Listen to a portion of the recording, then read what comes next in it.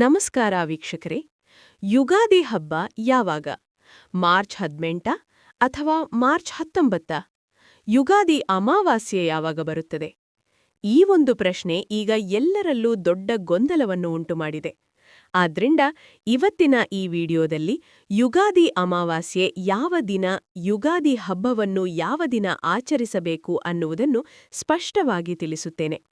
ಅದರ ಜೊತೆಗೆ ಯುಗಾದಿ ಅಮಾವಾಸ್ಯೆ ದಿನ ಒಂದೇ ಒಂದು ನಿಂಬೆಹಣ್ಣಿನಿಂದ ನಿಮ್ಮ ಅದೃಷ್ಟವನ್ನು ಹೇಗೆ ಬದಲಾಯಿಸಿಕೊಳ್ಳಬಹುದು ಮತ್ತು ಮನೆಯಲ್ಲಿರುವ ನಕಾರಾತ್ಮಕ ಶಕ್ತಿಗಳನ್ನು ಹೇಗೆ ದೂರ ಮಾಡಬಹುದು ಅನ್ನೋದನ್ನು ತಿಳಿಸುತ್ತೇನೆ. ಓಂ ನಮೋ ಭಗವತೆ ವಾಸುದೇವಾಯ. ಲಕ್ಷ್ಮೀ ಸಮೇತ ಶ್ರೀಮನ್ನಾರಾಯಣರ ದಿವ್ಯ ಪಾದಗಳಿಗೆ ಅನಂತಕೋಟಿ ವಂದನೆಗಳು.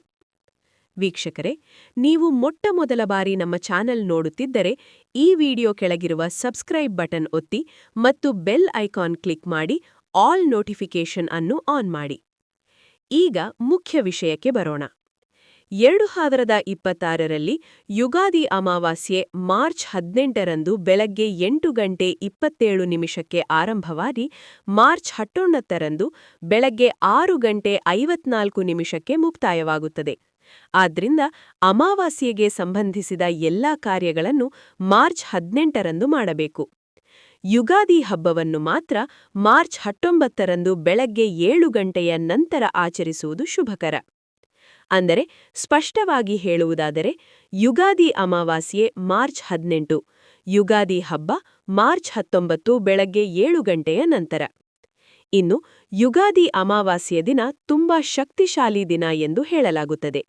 ಈ ದಿನ ಪಿತೃಗಳ ಹೆಸರಿನಲ್ಲಿ ತರ್ಪಣ ಮಾಡುವುದು ಅಥವಾ ಬಡವರಿಗೆ ಅನ್ನದಾನ ಮಾಡುವುದು ತುಂಬಾ ಶುಭ ಫಲಗಳನ್ನು ನೀಡುತ್ತದೆ.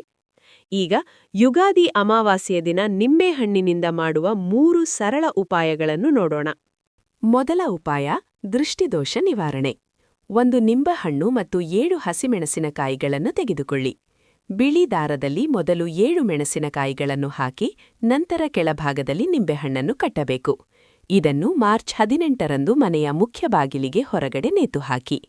ಮಾರ್ಚ್ 19 ಬೆಳಗ್ಗೆ ಅದನ್ನು ತೆಗೆದು ಕಸದ ಬುಟ್ಟಿಗೆ ಅಥವಾ ಚರಂಡಿಗೆ ಹಾಕಿಬಿಡಿ. ಇದರಿಂದ ಮನೆಯಲ್ಲಿರುವ ನಕಾರಾತ್ಮಕ ಶಕ್ತಿಗಳು ದೂರವಾಗುತ್ತವೆ ಎಂದು ನಂಬಲಾಗಿದೆ. ಎರಡನೆಯ ಉಪಾಯ, ಮನೆ ಶುದ್ಧೀಕರಣ. ಯುಗಾದಿ ಅಮಾವಾಸ್ಯೆ ದಿನ ಮನೆ ಸ್ವಚ್ಛತೆ ಮಾಡಿದ ನಂತರ ನೆಲ ಒರೆಸುವ ನೀರಿಗೆ 1 ಚಿಟಿಕೆ ಉಪ್ಪು ಮತ್ತು 1 ನಿಂಬೆಹಣ್ಣಿನ ರಸ ಹಾಕಿ. ಆ ನೀರಿನಿಂದ ಮನೆ ಒರೆಸಿದರೆ ಮನೆಯಲ್ಲಿರುವ ನಕಾರಾತ್ಮಕ ಶಕ್ತಿಗಳು ಕಡಿಮೆಯಾಗುತ್ತವೆ ಎಂದು ಹೇಳಲಾಗುತ್ತದೆ. ಮೂರನೆಯ ಉಪಾಯ, ಶತ್ರುಕಾಟ ನಿವಾರಣೆ. 1 ನಿಂಬೆಹಣ್ಣು ಕೈಯಲ್ಲಿ ಹಿಡಿದು ದಕ್ಷಿಣ ದಿಕ್ಕಿಗೆ ಮುಖ ಮಾಡಿ ನಿಲ್ಲಿ. ಆ ನಿಂಬೆಹಣ್ಣಿನ ಮೇಲೆ ನಿಮ್ಮ ಶತ್ರುವಿನ ಹೆಸರನ್ನು ಕೈ ಬೆರಳಿನಿಂದ ಬರೆಯಿರಿ.